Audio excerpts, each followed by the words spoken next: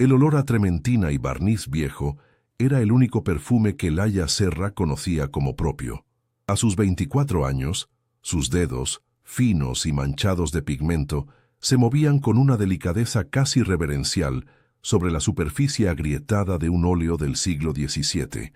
Estaba devolviendo el cielo a un paisaje que había perdido su luz, una metáfora cruel de su propia existencia. Como becaria en el departamento de restauración de la imponente corporación Alcázar, su vida transcurría en un silencio monástico, rodeada de bellezas heridas que ella sanaba mientras sus propias fracturas internas se ensanchaban. Cada pincelada era un suspiro, un instante en el que podía verter su propia alma descolorida en el lienzo, deseando, en secreto, que alguien pudiera hacer lo mismo por ella, que alguien pudiera encontrar los colores vibrantes que sentía dormidos bajo las capas de deber y resignación que la cubrían. Su vida era un cuadro a medio restaurar, y ella no tenía ni idea de cómo terminarlo.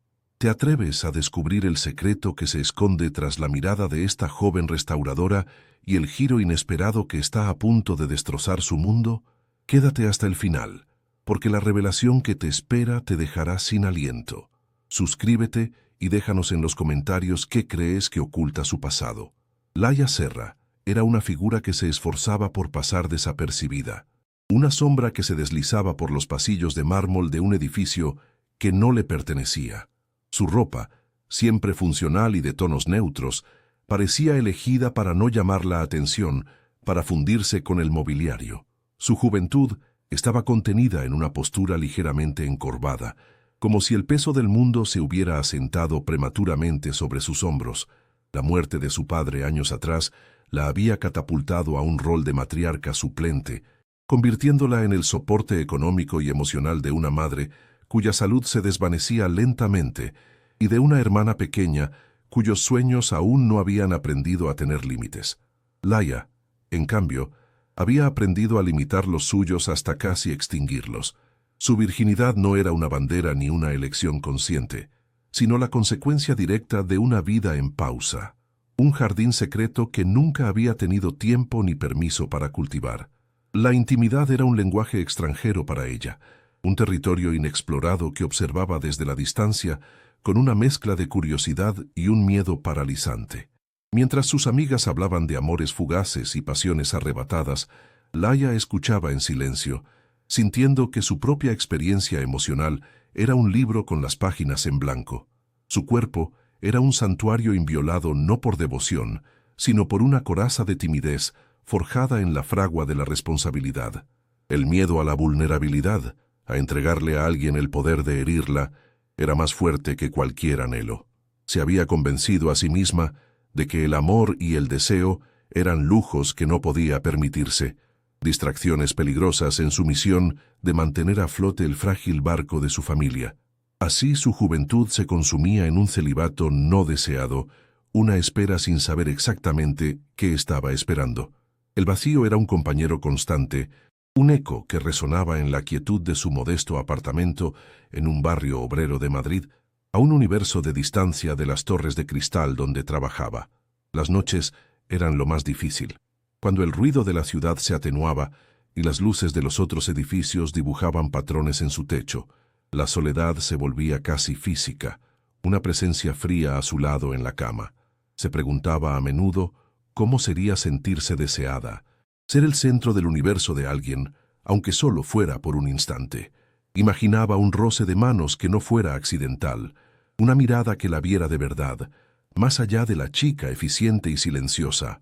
Pero esos sueños se disolvían con la primera luz del alba, dejando tras de sí solo el regusto amargo de una vida que sentía que le estaba siendo arrebatada, vivida por obligación y no por elección. La corporación Alcázar era un monstruo de acero y cristal que se erigía como un tótem del poder y la riqueza, un símbolo de todo lo que Laia no era y nunca podría ser. Cada mañana, al cruzar sus puertas automáticas, sentía que entraba en una dimensión ajena. El aire acondicionado era gélido, los suelos de mármol pulido reflejaban una versión distorsionada de sí misma, y el silencio que reinaba en los ascensores y pasillos no era pacífico como el de su taller, sino tenso y cargado de ambición. Ella era una pieza minúscula y prescindible en un engranaje gigantesco y despiadado. Su trabajo, aunque le apasionaba, se desarrollaba en un sótano acondicionado, lejos de las plantas nobles donde se tomaban las decisiones, donde hombres con trajes impecables movían los hilos de un mundo inalcanzable. Era una existencia subterránea, literal y metafóricamente. La opresión no siempre llegaba en forma de gritos o exigencias directas, sino a través de una indiferencia cortante y una sutil condescendencia.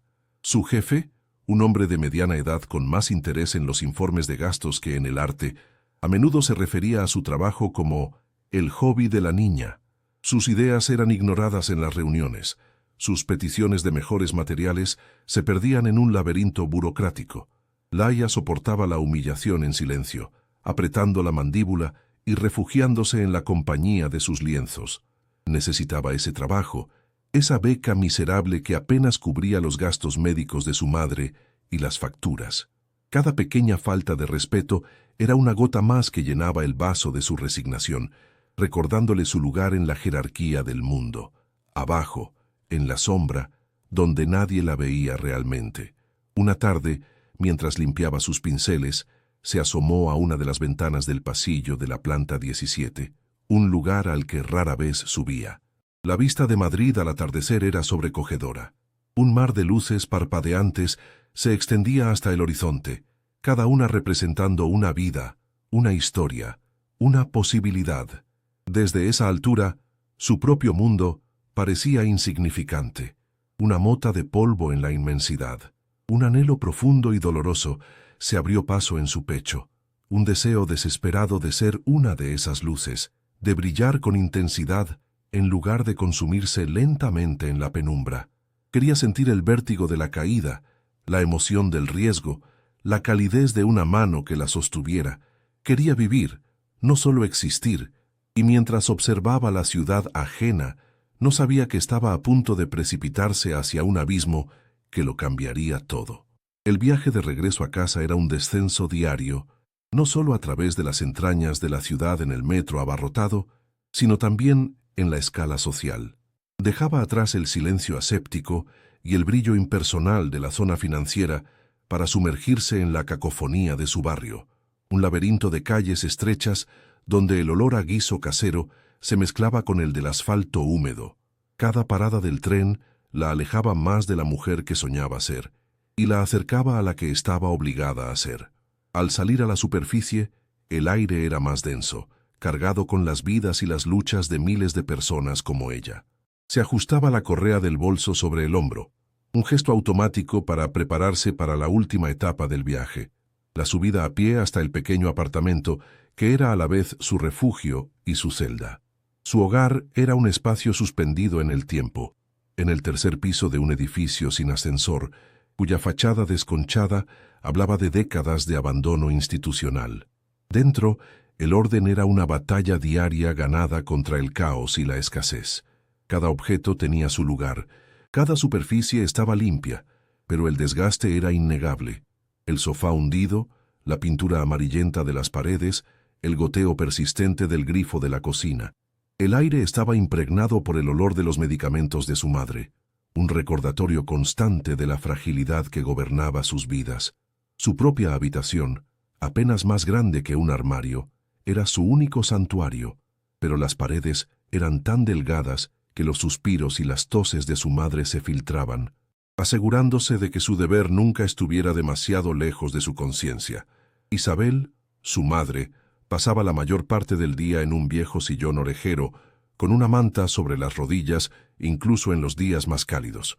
Su enfermedad le había robado la fuerza física, pero no la de su voluntad. Su mirada, a menudo perdida en los concursos de la televisión, se afilaba en cuanto Laia cruzaba la puerta. Era una mirada que contenía un universo de emociones contradictorias, un amor profundo, una dependencia asfixiante y una corriente subterránea de resentimiento por la vida que ambas habían perdido. No necesitaba palabras para comunicar sus necesidades o su decepción. Un simple gesto, un cambio en su respiración, era suficiente para que Laia sintiera el peso de su responsabilidad caer sobre ella como una losa, recordándole que la libertad era un horizonte que se alejaba con cada día que pasaba. Las conversaciones entre madre e hija rara vez se desviaban de la logística de la supervivencia. Hablaban de las citas con los médicos, del precio de las medicinas, de las facturas que se acumulaban en la mesita del recibidor. La vida personal de Laia era un territorio vedado, un tema que Isabel evitaba con una habilidad pasivo-agresiva. En su lugar, dejaba caer comentarios casuales sobre las hijas de las vecinas, sobre bodas y bautizos, pequeñas pullas envueltas en un falso interés que aterrizaban en el corazón de Laia con la precisión de un dardo envenenado. Cada una de esas frases era una pregunta implícita. ¿Y tú cuándo? ¿Cuándo encontrarás a alguien que nos saque de esto? ¿Cuándo cumplirás con tu deber como hija y como mujer? Laia respondía con un silencio tenso, tragándose la amargura. Sofía, su hermana de 17 años, era la otra cara de la moneda de su sacrificio. Representaba la esperanza, el futuro por el que Laia trabajaba hasta la extenuación. Era vibrante y soñadora, con una inocencia que Laia protegía ferozmente, ocultándole la verdadera precariedad de su situación financiera. Sin embargo, esa misma inocencia a veces era una fuente de dolor sordo. Cuando Sofía hablaba con entusiasmo de un viaje de fin de curso, de la universidad a la que quería ir o de la ropa que anhelaba, Laia sonreía y asentía, mientras por dentro una calculadora fría sumaba cifras imposibles. Amaba a su hermana con una intensidad que la asustaba, pero a veces, en los momentos más oscuros de agotamiento, una astilla de resentimiento se clavaba en su corazón, un sentimiento tóxico que aplastaba de inmediato con una oleada de culpa. La rutina nocturna de Laia era una coreografía de cuidados y renuncias. Después de preparar una cena sencilla, se aseguraba de que su madre tomara su medicación, escuchaba los dramas adolescentes de Sofía y recogía la cocina en un silencio casi robótico. Solo cuando la casa quedaba en calma, se permitía sentarse.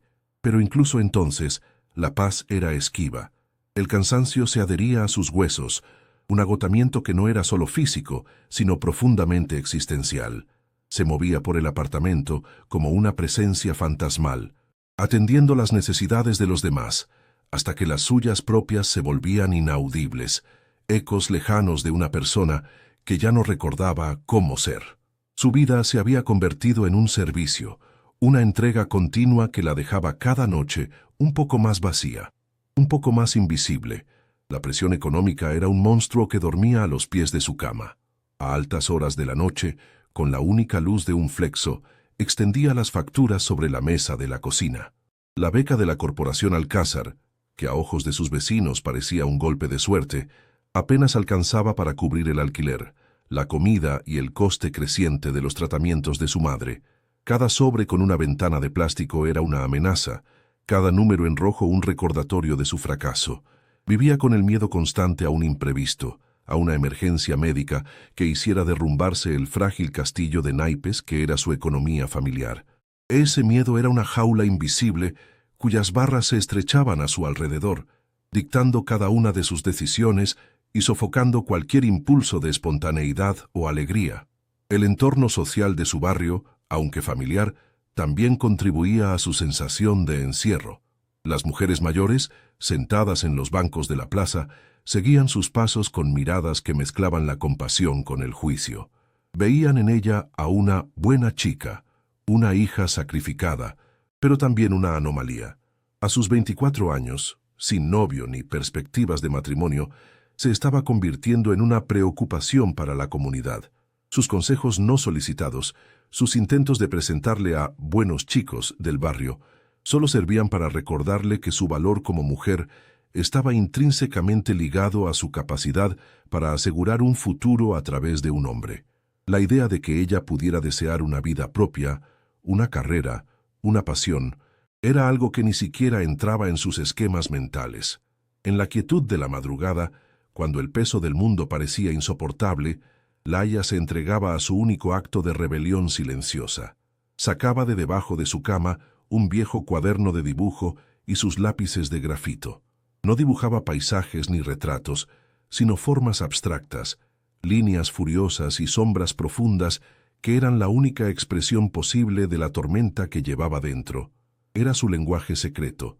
un diálogo con la parte de sí misma que se negaba a morir. A veces, simplemente pasaba las páginas de sus libros de arte, acariciando las reproducciones de los grandes maestros, sintiendo una conexión con esos artistas que habían logrado transformar su dolor en belleza. Esos breves momentos eran un recordatorio de que existía otro mundo, uno de color y emoción, aunque pareciera estar a 1.000.000 de años luz de distancia. Antes de dormir, se quedaba mirando el techo agrietado de su habitación, escuchando la respiración acompasada de su madre y su hermana en las habitaciones contiguas. El amor que sentía por ellas era el cimiento de su vida, pero también las paredes de su prisión. Se sentía atrapada en un guión escrito por otros, un destino de sacrificio y deber del que no veía escapatoria. El futuro se extendía ante ella como un pasillo largo y monótono, sin puertas ni ventanas. Estaba siendo moldeada, día tras día, para una vida que no había elegido, una existencia de segunda mano al servicio de los demás. Un grito silencioso se acumulaba en su garganta, un anhelo desesperado por romperlo todo, por correr sin mirar atrás, sin saber que estaba a punto de entrar en una jaula muy diferente. El nombre de Damián Alcázar era una leyenda susurrada en los pasillos de la corporación, un fantasma de poder que habitaba las plantas superiores, inalcanzables para los mortales como Laia. A sus 40 años, había forjado un imperio sobre los cimientos de una reputación implacable. Se decía que era un hombre sin corazón, un estratega brillante cuya única lealtad era hacia el crecimiento exponencial de su fortuna. Su vida personal era un enigma blindado. No se le conocían amigos, solo socios, y sus relaciones con las mujeres eran transacciones tan frías y calculadas como sus movimientos en bolsa. Nadie sabía que este aislamiento era una fortaleza construida ladrillo a ladrillo alrededor de una herida antigua, una traición que le había enseñado de la forma más brutal que el amor era el activo más volátil y peligroso, una debilidad que juró no permitirse nunca más. Su soledad era su armadura, su cinismo el arma con la que mantenía al mundo a una distancia segura. Aquella tarde, el agotamiento había nublado el juicio de Laia. Con la mente todavía inmersa en los delicados pigmentos de un retablo flamenco, se dirigió a los ascensores con el piloto automático activado. Normalmente utilizaba los de servicio, más lentos y concurridos, pero hoy, distraída por el peso de una llamada del médico de su madre, pulsó el botón de un ascensor que nunca antes había visto. Las puertas de acero cepillado se abrieron con un silbido casi inaudible, revelando una cabina más espaciosa, revestida de madera oscura y con una iluminación tenue y elegante. Entró sin pensar, sintiendo de inmediato que había cruzado una frontera invisible. El aire en su interior era diferente, más frío y con un aroma sutil a cuero y a algo más, algo masculino y caro que no supo identificar. Era el umbral de otro mundo, un santuario de poder al que había accedido por un simple y estúpido error. Las puertas estaban a punto de cerrarse, cuando una mano enfundada en un guante de piel negra las detuvo. Damián Alcázar entró en la cabina. Laia sintió como si todo el aire se hubiera succionado del pequeño espacio. Era más alto de lo que había imaginado en las escasas fotos de prensa que había visto, y su presencia era abrumadora, una fuerza gravitacional que lo convertía en el centro de aquel diminuto universo. Vestía un traje a medida de un gris tan oscuro que parecía negro, cortado con una precisión milimétrica que acentuaba una figura atlética y contenida. Pero fueron sus ojos los que la paralizaron. De un azul gélido, casi metálico, la recorrieron con una indiferencia tan absoluta que la hizo sentir invisible, un mero obstáculo en su camino. No dijo nada, no necesitaba hacerlo. Su silencio era una declaración de dominio, y Laia bajó la mirada, encogiéndose instintivamente. Las puertas se cerraron, sellando a los dos en una caja de lujo suspendida del mundo. El ascensor comenzó su descenso con una suavidad irreal. Laia mantenía la vista fija en los números digitales que descendían sobre la puerta, contando los segundos, rezando para que el viaje terminara pronto. El silencio era denso, pesado, roto únicamente por el zumbido casi imperceptible del mecanismo.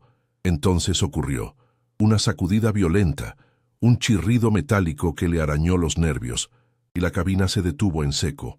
lanzándola contra la pared. Las luces parpadearon una, dos veces, y se extinguieron, sumergiéndolos en una oscuridad casi total antes de que una débil luz roja de emergencia se encendiera, tiñendo el espacio de un resplandor infernal. El ascensor privado de Damián Alcázar, el pináculo de la tecnología del edificio, estaba atrapado entre dos pisos, y ella estaba atrapada con él. El corazón de Laia martilleaba contra sus costillas con una violencia que le robaba el aliento. El pánico, frío y afilado, comenzó a trepar por su garganta. Su primera reacción fue una claustrofobia visceral, la sensación de que las paredes se estrechaban, de que el aire se enrarecía. Se apoyó en la pared de madera, intentando controlar su respiración, sintiendo el sudor frío en su nuca. En medio de su terror silencioso, se dio cuenta de algo aún más inquietante. Damián Alcázar no se había movido. Permanecía en el centro de la cabina, una silueta imponente recortada contra la luz roja, con una quietud que no era de calma, sino de un control absoluto y depredador. No mostraba sorpresa, ni miedo, ni la más mínima frustración. Era como si el mundo exterior y sus fallos no pudieran afectarle, como si estuviera observando la situación desde una distancia inalcanzable, con una curiosidad casi clínica. Él la estaba observando. Bajo la luz carmesí, sus ojos parecían brillar con una intensidad nueva. Ya no la miraba con indiferencia, sino con un escrutinio penetrante que la desnudaba capa por capa. Laia sintió que él podía ver a través de su ropa funcional, de su postura encogida, y llegar hasta el núcleo de su miedo y su fragilidad. Pero en su mirada no había compasión. Había algo más, una fascinación fría, como la de un científico que observa una criatura extraña y desconocida. Veía en ella una ausencia de artificio, una transparencia casi anacrónica en un mundo de máscaras. Su pánico era genuino, su vulnerabilidad no era una estrategia, era algo que él creía extinto, una pureza que, en lugar de inspirarle ternura, despertaba en él un impulso oscuro y olvidado, una curiosidad por ver qué pasaría si aplicaba un poco de presión. Rompió el silencio. Su voz, cuando finalmente habló, no fue alta, pero llenó cada rincón del ascensor, vibrando en el aire denso. Era un barítono profundo y controlado, con un filo de acero bajo la superficie aterciopelada. No preguntó si estaba bien. No intentó tranquilizarla. Se movió lentamente, un paso, dos, reduciendo la distancia entre ellos, hasta que Laia pudo sentir el calor que irradiaba su cuerpo. La luz de emergencia proyectaba sombras afiladas en su rostro, acentuando sus pómulos y la dureza de su mandíbula. Se inclinó ligeramente hacia ella. Su aliento era un fantasma cálido cerca de su oído, y le susurró la frase que fracturaría su realidad. «Parece que no iremos a ningún sitio», dijo, con un tono que mezclaba el aburrimiento con una promesa de peligro. «Tenemos 3 horas. ¿Qué hacemos para no aburrirnos?» Las palabras cayeron en el silencio como piedras en un pozo profundo. No eran una pregunta, eran una invasión, un acto de agresión verbal que la despojó de su rol de víctima de las circunstancias y la convirtió en la protagonista de su retorcido juego. Laia se quedó helada, incapaz de procesar la audacia, la crueldad casual de su propuesta. El miedo que sentía se transformó en algo diferente, una indignación helada que le erizó la piel. Él no veía una emergencia, veía una oportunidad para el entretenimiento. Para él, ella no era una compañera de infortunio, sino un juguete encontrado en una caja rota. Por primera vez en mucho tiempo, una chispa de rebeldía se encendió en su interior, un impulso de abofetear esa expresión de control cínico, de gritarle que su vida no era un pasatiempo para un millonario aburrido. Pero se tragó las palabras, consciente de su impotencia. En el torbellino de miedo e indignación surgió una sensación nueva y aterradora, una corriente subterránea de fascinación. Atrapada en la intimidad forzada de la cabina, se volvió dolorosamente consciente de cada detalle de su presencia. El olor de su colonia, una mezcla compleja de sándalo y ozono, envolvía sus sentidos. La forma en que la luz roja se reflejaba en el metal de su reloj de pulsera, el sonido casi imperceptible de su respiración tranquila y acompasada. Había una belleza peligrosa en su control, una atracción magnética en su poder sin adulterar.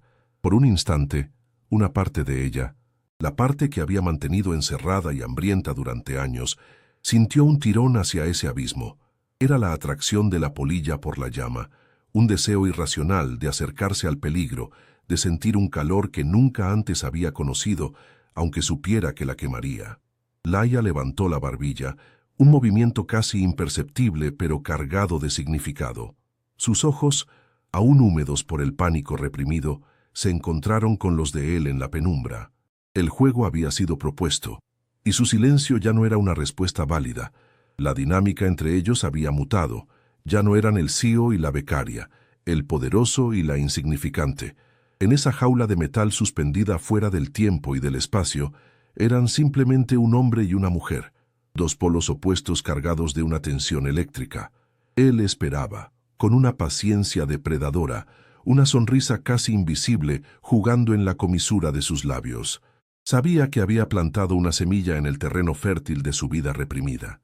El ascensor ya no era una prisión, se había convertido en un escenario, y el telón de las próximas 3 horas estaba a punto de levantarse. El rescate fue un anticlímax desordenado. Las puertas del ascensor se abrieron con un chirrido forzado, revelando los rostros preocupados de un equipo de mantenimiento. La luz normal del pasillo era cegadora, brutalmente real después del íntimo resplandor rojo de la cabina.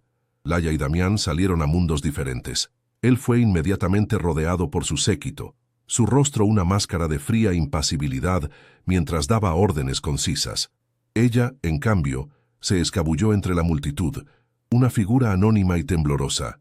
Al llegar a la calle, el aire nocturno de Madrid le pareció extrañamente vacío. La libertad que debería haber sentido era una ausencia.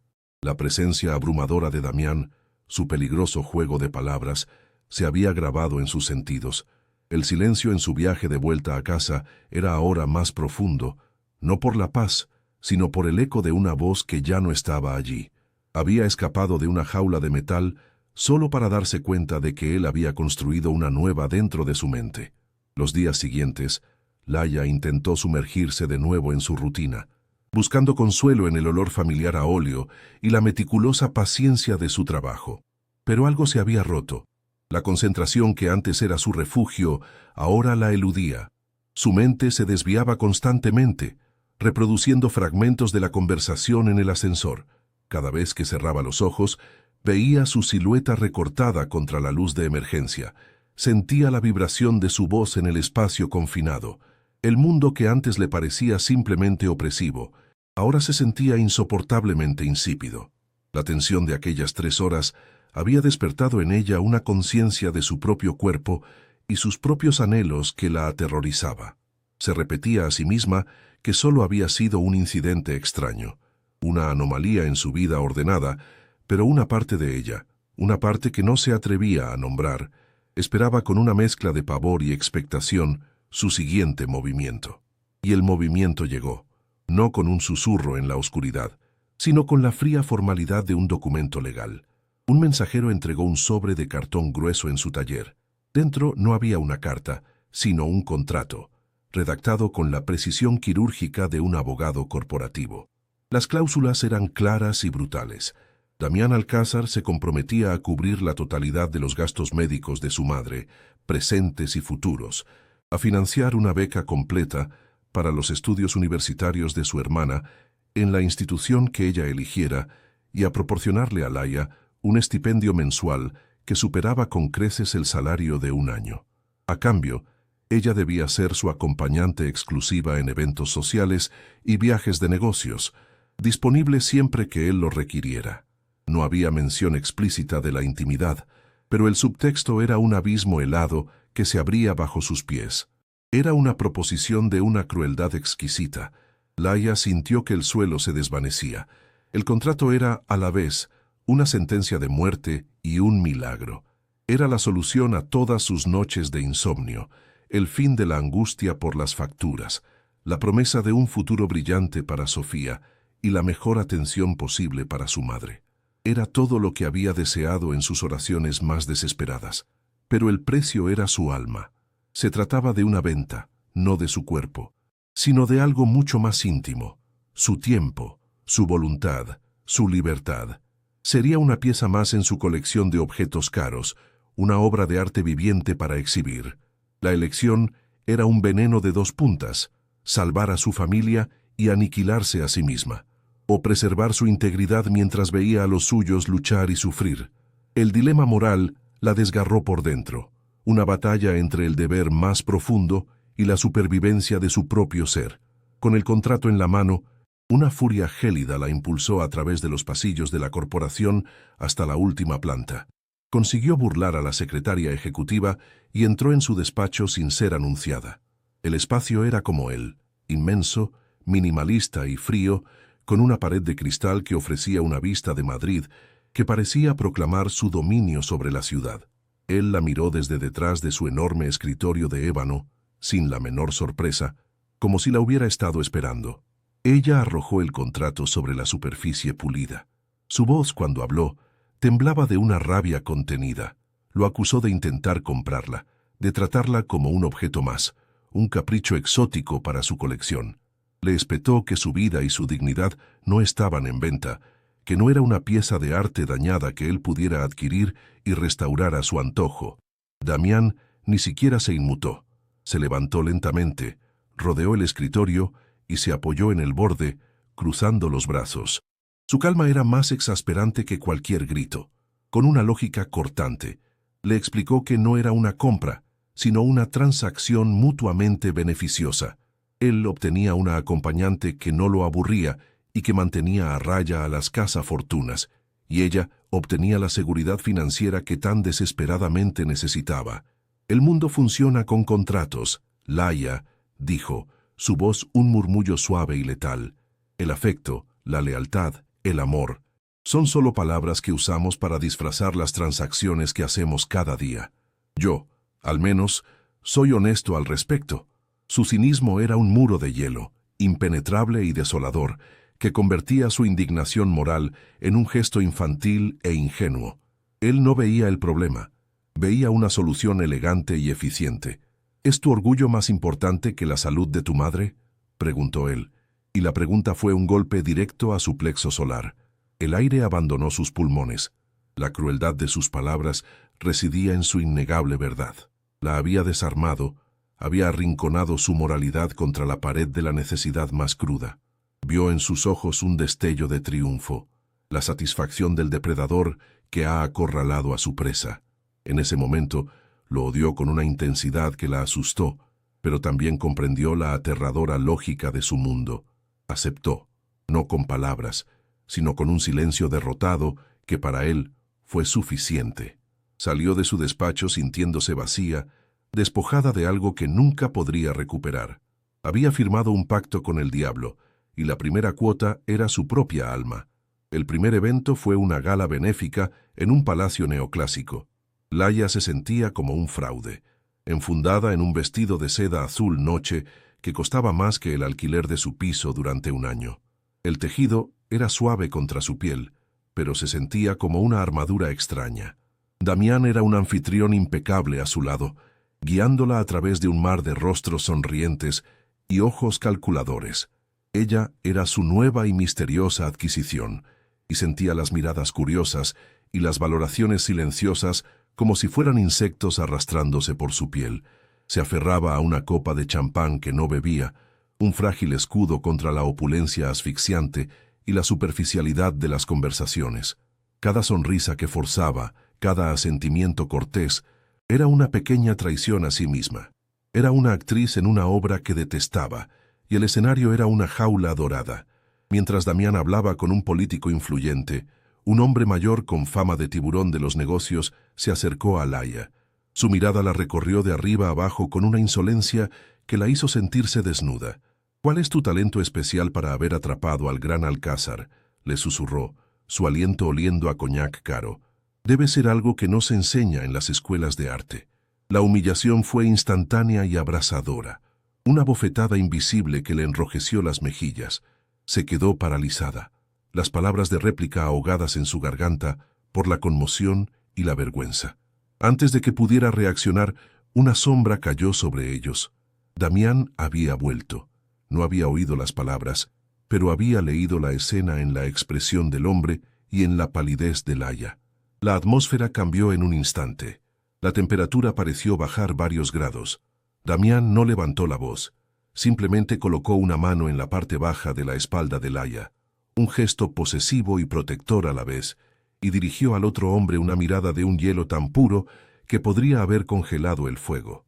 «Te sugiero que te concentres en tus propias inversiones, Ricardo», dijo Damián, su voz un susurro de acero. «Algunas son mucho más frágiles de lo que piensas». La amenaza velada fue tan efectiva que el hombre palideció y se disculpó torpemente antes de desaparecer entre la multitud. Laia se quedó temblando, no por el insulto, sino por la furia primitiva y sin adulterar que había visto en los ojos de Damián. No era la ira de un propietario, era algo mucho más profundo, más personal y es por tanto infinitamente más peligroso. De vuelta en el ático de Damián, un espacio tan vasto y silencioso como una catedral moderna, la tensión que había crecido durante la noche se volvió insoportable. Laia se quitó los tacones, sintiendo la necesidad de tener los pies en el suelo, de anclarse a la realidad.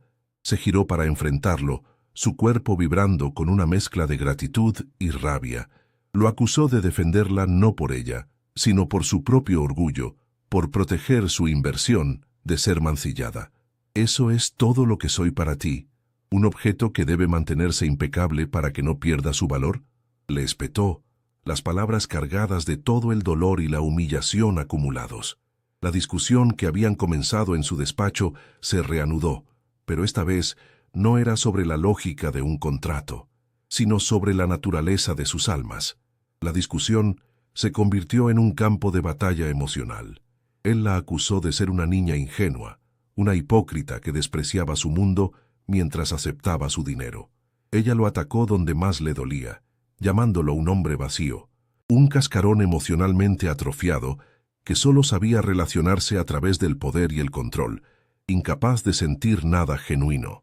Cada palabra era un arma diseñada para herir, para derribar las defensas del otro y exponer la cruda verdad que se escondía debajo.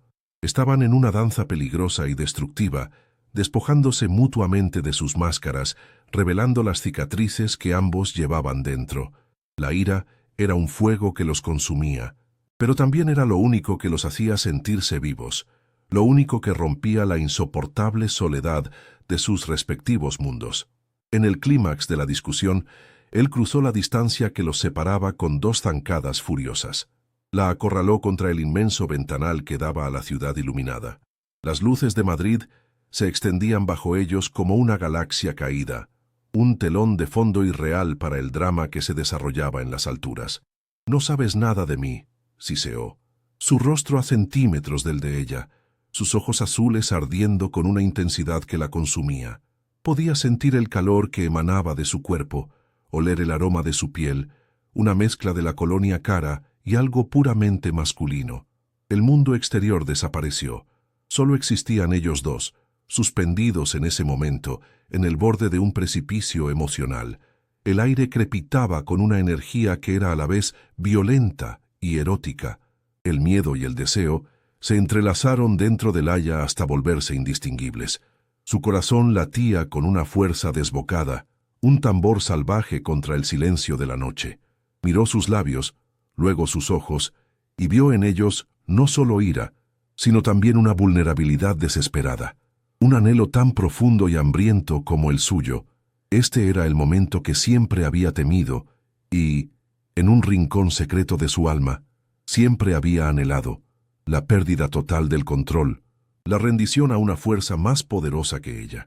Y en ese instante, atrapada entre su cuerpo y el abismo de la ciudad, lo deseó con una ferocidad que la dejó sin aliento. Quería ser consumida por esa tormenta, quería sentir, por una vez en su vida, algo real, aunque la destruyera. Entonces la besó. No fue un beso de ternura ni de seducción. Fue un acto de desesperación, una colisión de rabia y necesidad. Su boca se apoderó de la de ella con una fuerza que le robó el aire, un beso hambriento que hablaba de años de soledad y de un anhelo reprimido. Laia, que nunca había sido besada, se vio arrastrada por un torbellino de sensaciones. No había técnica en su respuesta, solo una entrega instintiva y abrumadora. Le devolvió el beso con la misma ferocidad, sus dedos aferrándose a la tela de su chaqueta, anclándose a él mientras su mundo se desintegraba y se reconstruía a su alrededor. Fue un beso que rompía todas las reglas, un acto de transgresión que los marcaba a ambos para siempre. El beso fue un catalizador, una explosión que hizo añicos sus respectivas armaduras. Para Damián fue una brecha catastrófica en la fortaleza que había construido meticulosamente alrededor de su corazón. Estaba sintiendo, de verdad, por primera vez en más de una década, y la intensidad de la emoción lo aterrorizaba. Era una pérdida de control que no podía permitirse. Para Laia, fue un despertar brutal y electrizante. La inundación sensorial la dejó temblando, pero fue el impacto emocional lo que la transformó. En ese beso, no se sintió como un objeto, se sintió vista, deseada, poderosa. Había provocado una reacción en un hombre que se creía inmune a los sentimientos, y esa revelación era a la vez embriagadora y aterradora. Había encontrado una grieta en su fachada de hielo. Se separaron bruscamente, jadeando, el sonido de sus respiraciones llenando el silencio cargado. Se miraron el uno al otro en la penumbra del ático, la realidad de lo que acababa de suceder cayendo sobre ellos como una losa. El rostro de Damián era una máscara de conmoción y un horror apenas disimulado por su propia acción. Dio un paso atrás, luego otro, creando una distancia física para reforzar los muros emocionales que acababan de derrumbarse. Su expresión se cerró, volviéndose fría e indescifrable una vez más. Laia se quedó junto a la ventana, sus labios hinchados y sensibles, su cuerpo una maraña de sensaciones contradictorias. El dilema había mutado en algo mucho más peligroso. Ya no se trataba de su libertad contra la seguridad de su familia. Ahora, su propio corazón estaba en juego, y se dio cuenta de que ceder a ese deseo no sería una transacción, sino una rendición incondicional de la que podría no recuperarse jamás. El eco del beso reverberaba en el silencio del ático, una onda expansiva que había hecho añicos el frágil acuerdo que los unía. Damián se había apartado como si el contacto con la piel de Laia le quemara, su rostro una máscara de incredulidad y una furia dirigida hacia sí mismo. Se pasó una mano por el pelo, un gesto de descontrol tan ajeno a él que resultó profundamente revelador. Laia, por su parte, permanecía inmóvil junto al ventanal, con los labios todavía ardiendo y el cuerpo vibrando con una energía desconocida. Sentía el sabor de él en su boca, una mezcla de whisky caro y una desesperación tan amarga como la suya. El contrato, con todas sus cláusulas frías y calculadas, se había disuelto en la humedad de ese beso. Habían transgredido la única regla no escrita que hacía tolerable su acuerdo, la de no sentir, la de no cruzar la barrera de la piel. Ahora, en el territorio inexplorado que se abría ante ellos, no había mapa ni brújula, solo el pulso acelerado de dos corazones que habían reconocido su propia soledad en el otro. En lugar de retroceder, de buscar la seguridad de la puerta y huir de aquella intensidad que amenazaba con consumirla, Laia tomó la decisión que redefiniría su existencia. Dio un paso hacia él. Fue un movimiento pequeño, casi imperceptible, pero en el vasto y silencioso espacio del ático resonó con la fuerza de un terremoto. Era el acto de transgresión definitivo, no contra él, ni siquiera contra el contrato, sino contra la mujer que había sido hasta ese momento, la chica obediente, la hija sacrificada, la virgen temerosa. Estaba rompiendo el compromiso más profundo que tenía, el que había hecho con su propio miedo. En sus ojos ya no había solo desafío o rabia, sino una aceptación serena de lo inevitable, una rendición consciente al abismo que se había abierto entre ellos. Estaba eligiendo el deseo sobre la seguridad, la incertidumbre sobre la resignación. Estaba eligiendo por primera vez sentirlo todo, aunque el precio fuera la aniquilación. El movimiento de Laia fue una onda de choque que descompuso la fachada de Damián. Él la observó acercarse con una expresión de pánico apenas contenida, la de un hombre que ve cómo los muros de su fortaleza, construidos durante décadas, se desmoronan en segundos. Por primera vez desde que se conocieron, él parecía el vulnerable, el acorralado. Retrocedió instintivamente, hasta que su espalda chocó contra la fría superficie de una columna de mármol. «No sabes lo que estás haciendo», susurró, su voz ronca, despojada de su habitual autoridad. No era una orden, sino una advertencia desesperada, una súplica. Intentaba protegerla de sí mismo, del monstruo que creía ser, de la oscuridad que un beso había sido suficiente para despertar, pero en sus ojos, bajo el miedo, Laia vio algo más, una esperanza aterradora, el anhelo de que ella no se detuviera, de que fuera lo suficientemente valiente para derribar su última defensa. Pero ella no se detuvo.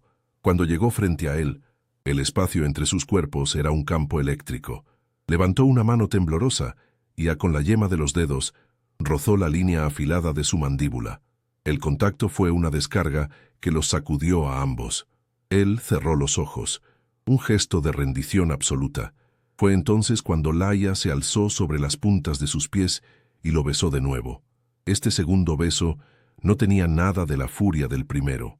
Era lento, deliberado, una exploración profunda y sin prisas. No era una batalla, sino una rendición mutua. Era un lenguaje nuevo que ambos estaban aprendiendo en ese instante, una comunicación de almas que iba más allá de las palabras. Sus labios hablaron de soledad, de anhelo, de un dolor antiguo que ambos reconocieron. Y en la suavidad de ese contacto, Laia se entregó por completo no a él, sino al sentimiento que la había liberado. Él tomó su mano, sus dedos entrelazándose con los de ella, con una posesividad que ya no era control, sino necesidad. La guió a través del ático, un laberinto de sombras y luces de la ciudad que se filtraban por los ventanales. Cada paso era un eco en el silencio, un avance hacia un destino incierto. El camino hacia su dormitorio no fue un arrebato de pasión, sino una procesión solemne. Era como si la estuviera llevando al núcleo de su ser, al único lugar del mundo donde su armadura no existía. El dormitorio era tan minimalista y frío como el resto del ático, dominado por una cama inmensa y una ventana que se abría a la noche infinita de Madrid. No era un nido de amor, sino un altar de soledad. Al entrar, Laia comprendió que él no le estaba ofreciendo su cuerpo, sino su vacío, invitándola a llenarlo o a perderse en él junto a él. Se detuvieron en el centro de la habitación, bañados por el resplandor plateado de la luna. Él soltó su mano y, con una lentitud casi reverencial, comenzó a desabrochar el vestido de seda azul que llevaba puesto. Cada botón que cedía era una barrera que caía. Cada centímetro de piel que quedaba expuesta era una confesión. Laia permaneció quieta, permitiendo que la despojara no solo de la ropa, sino de todas las capas de deber y miedo que la habían definido. Cuando el vestido se deslizó hasta el suelo, formando un charco de seda a sus pies, ella hizo lo mismo, desabrochando su camisa, deslizando sus manos sobre la piel tensa de su pecho. Fue entonces cuando lo vio, una fina cicatriz blanca, casi invisible, que cruzaba la piel sobre su corazón, un mapa físico de la herida emocional que él tanto se esforzaba por ocultar. Era la prueba de que él también sangraba. Fue la visión de su propia vulnerabilidad en los ojos de ella, la forma en que sus dedos trazaron la línea de su cicatriz sin miedo ni repulsión, lo que finalmente lo rompió. Se apartó de ella, dándole la espalda, y su voz cuando habló era un murmullo quebrado. «Me lo hizo ella», dijo, las palabras saliendo con dificultad, como si estuvieran arrancadas de sus entrañas. «La mujer a la que le di todo, no fue con un cuchillo, sino con una traición. Me enseñaron que el amor era un arma, y que la única forma de sobrevivir era no volver a sentir nada jamás. Era una confesión cruda, fragmentada, la historia de su pasado sombrío revelada en la intimidad de esa habitación. No estaba pidiendo compasión, sino ofreciendo una explicación, una última advertencia, antes de que ella decidiera si quería entrar en una casa en ruinas. Laia no sintió lástima, sintió una empatía tan profunda que le dolió físicamente. Se acercó a él por detrás y apoyó su mejilla en su espalda ancha y tensa, rodeándolo con sus brazos. Podía sentir los temblores que recorrían su cuerpo, la lucha interna de un hombre que había olvidado cómo ser sostenido. «No tengo miedo de tus ruinas, Damián», susurró contra su piel. «Yo también vivo en una». Sus palabras fueron el bálsamo que él no sabía que necesitaba. Se giró lentamente para mirarla, y en sus ojos azules ya no había hielo, sino un océano de dolor y un anhelo desesperado. La levantó en brazos, como si fuera la cosa más preciosa y frágil del mundo, y la depositó sobre las sábanas frías de la cama. Al inclinarse sobre ella, su pregunta no fue hablada, sino expresada en una mirada que pedía permiso, que le entregaba el último vestigio de su control. Y la respuesta de ella fue un suave asentimiento, un sí, que abarcaba todo lo que él era. Fue una fractura y una fusión. Para Laia, la pérdida de su virginidad no fue un acto de sumisión, sino la culminación de su liberación. Hubo un instante de dolor agudo, una bienvenida a un mundo de sensaciones físicas que la abrumó, pero fue rápidamente subsumido por una ola de placer y una intimidad tan absoluta que disolvió los límites de su propio ser. Se sentía completamente expuesta, vista hasta el último rincón de su alma, y en lugar de miedo, encontró una extraña paz. Para Damián, fue un acto de redención y de terror. Cada caricia era un recuerdo de lo que había perdido y un riesgo de lo que podría volver a perder. Hacer el amor con ella no era una conquista, sino una oración silenciosa, un acto de fe en algo que había jurado no volver a creer. Se movían juntos en un ritmo lento y profundo, no como dos cuerpos, sino como dos soledades que finalmente habían encontrado un hogar.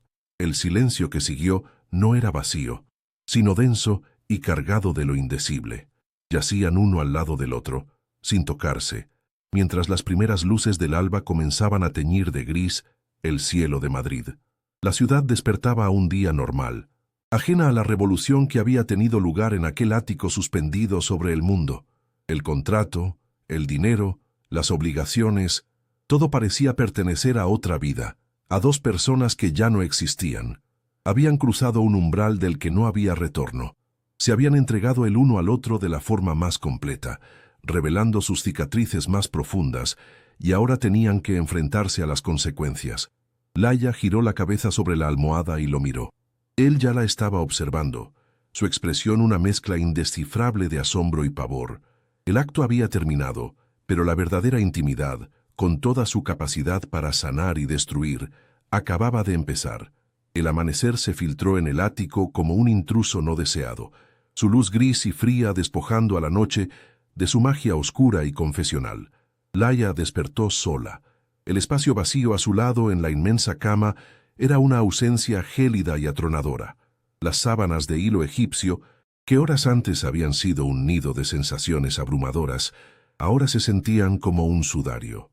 El olor de Damián persistía en la almohada, una mezcla embriagadora de piel y colonia cara, un fantasma olfativo que era a la vez un consuelo y una tortura. Se incorporó lentamente, sintiendo el dolor sordo en su cuerpo, un recordatorio físico de su transgresión, pero era el silencio lo que más pesaba. Era el silencio del abandono, el de un capítulo cerrado con una violencia implacable.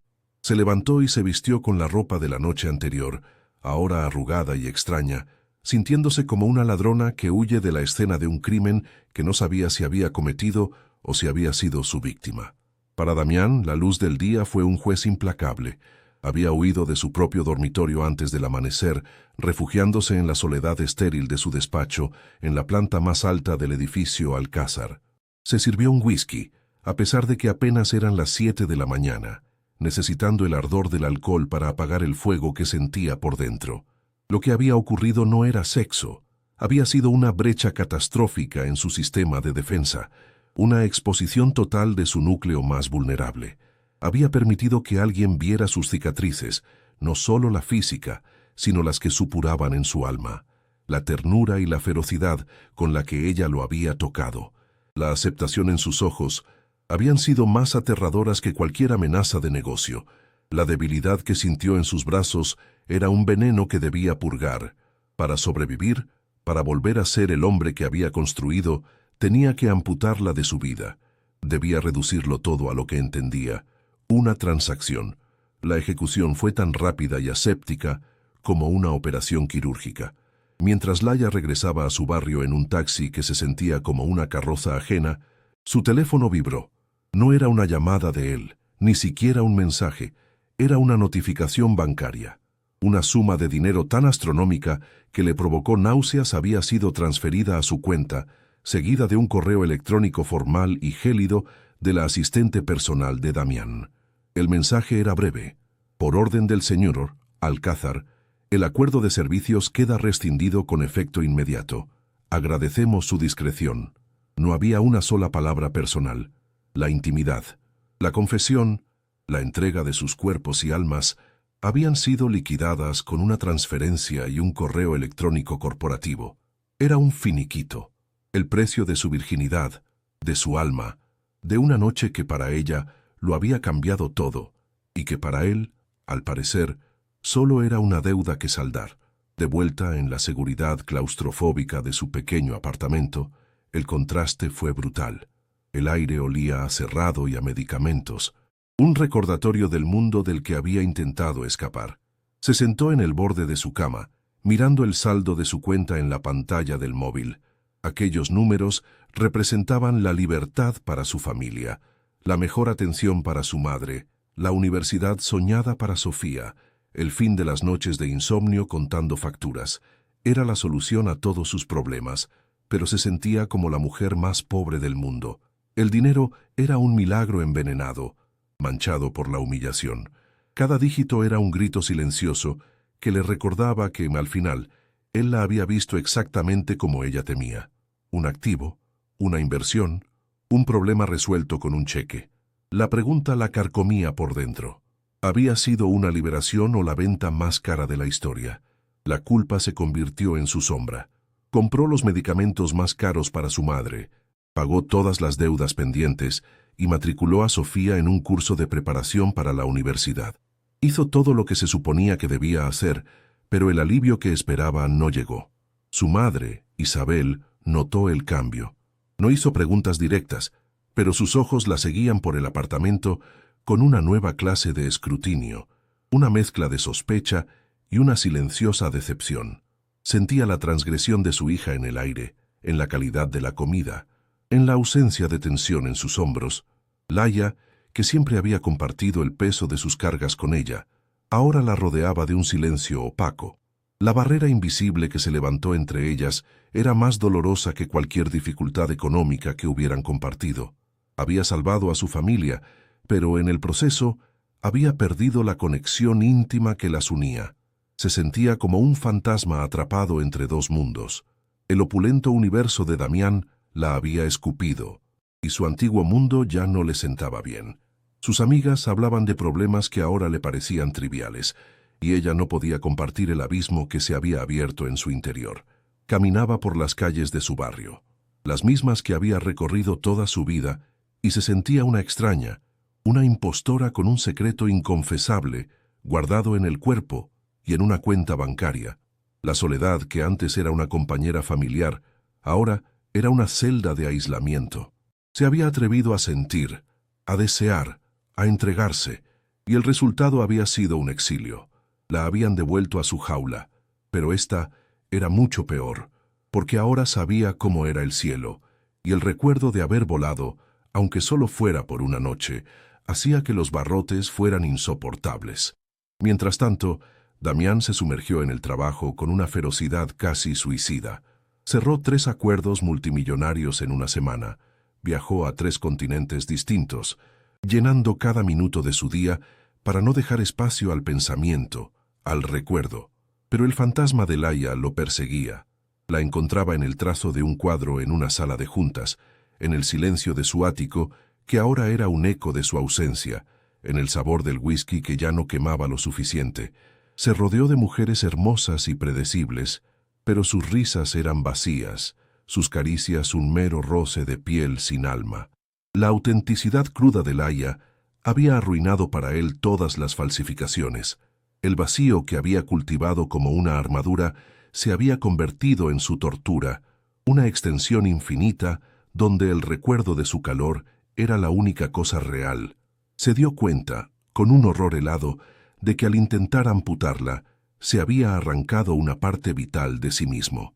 En medio de la desolación, algo nuevo comenzó a germinar en Laia. El miedo a haberlo destruido todo, a haberse vendido por nada, seguía ahí, pero bajo él, una extraña fuerza echaba raíces. Había sobrevivido, había entrado en la guarida del león, había sido devorada y de alguna manera había salido entera, aunque transformada. La humillación del despido monetario, que al principio la había aplastado, comenzó a transformarse en una ira fría y clara. Decidió que ese dinero no sería el precio de su silencio, sino la herramienta de su reconstrucción. Con una determinación que nunca antes había poseído, investigó los mejores cursos de especialización en restauración de Europa. No iba a permitir que él la definiera.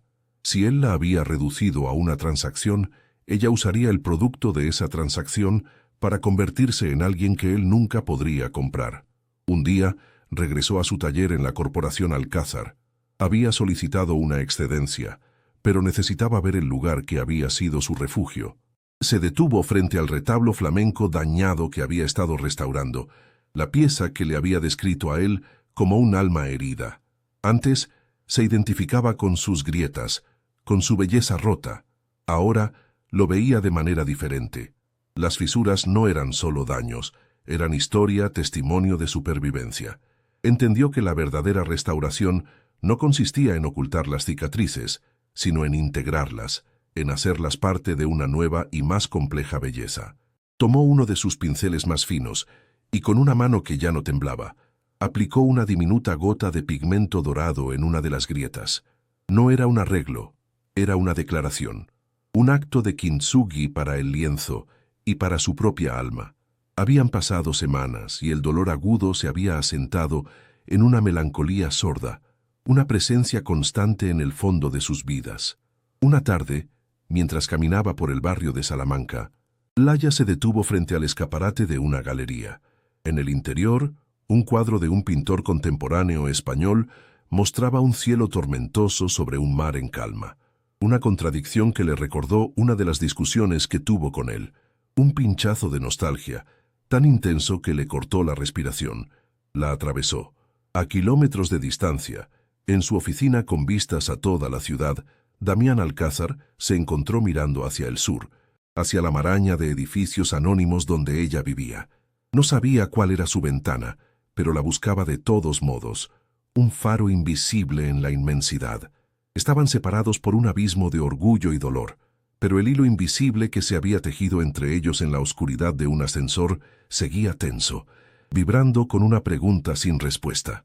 6 meses después, Florencia la había acogido en su regazo de piedra y luz dorada. Laya se movía por los pasillos del opificio de Le Piètre Dure con una nueva seguridad, una gracia que no provenía de la resignación, sino de la maestría. El dinero de Damián, aquel fruto envenenado, se había convertido en la semilla de su renacimiento. Ya no era la becaria asustada, sino una de las alumnas más prometedoras del instituto, una restauradora cuyo tacto era tan reverencial como audaz. El recuerdo de él no había desaparecido. Se había asentado en su interior como el pigmento en un lienzo antiguo, una capa subyacente que daba profundidad y complejidad a los nuevos colores de su vida. El dolor se había transformado en una melancolía serena, la cicatriz de una herida que, al sanar, la había hecho infinitamente más fuerte. Ya no huía de su pasado. Lo llevaba consigo como una obra de arte restaurada, con sus imperfecciones integradas en una belleza más profunda y verdadera. Damián, por su parte, había descubierto que el poder y la riqueza eran muros inútiles contra el eco de un silencio. El ático, antes su fortaleza, se había convertido en un mausoleo de su ausencia. En un acto que desafiaba toda su lógica empresarial, movió hilos no para adquirir una empresa, sino un recuerdo. Localizó y compró el retablo flamenco del siglo XVII, aquella pieza herida que Laya había amado tanto, y que la Corporación Alcázar había decidido subastar. No lo hizo para poseerlo, sino para liberarlo. Organizó, a través de una fundación anónima, su envío al Instituto de Florencia, designándolo como el proyecto final para la alumna más destacada del curso. No era una ofrenda de paz, ni una petición de perdón. Era un mensaje en el único idioma que sabía que ella entendería. Un alma rota, confiada a sus manos para que la sanara. Un acto de fe desesperado. Cuando el enorme embalaje fue abierto en el taller principal, revelando las familiares figuras de santos con rostros agrietados y cielos descoloridos, el corazón de Laia se detuvo. El aire abandonó sus pulmones en una exhalación silenciosa. Era él, no su presencia física, sino algo mucho más íntimo, su memoria, su dolor, su confesión silenciosa. Sus compañeros veían una magnífica pieza flamenca, un desafío técnico de incalculable valor. Ella veía el reflejo de sus 3 horas en el ascensor, la noche en su ático, la textura de su piel bajo sus dedos. La pintura no era un objeto, era un enviado, un emisario de un hombre que no sabía cómo hablar de sus sentimientos, pero que había encontrado la forma de enviarle su propio corazón herido para que ella lo cuidara. La conmoción inicial dio paso a una comprensión profunda y dolorosa.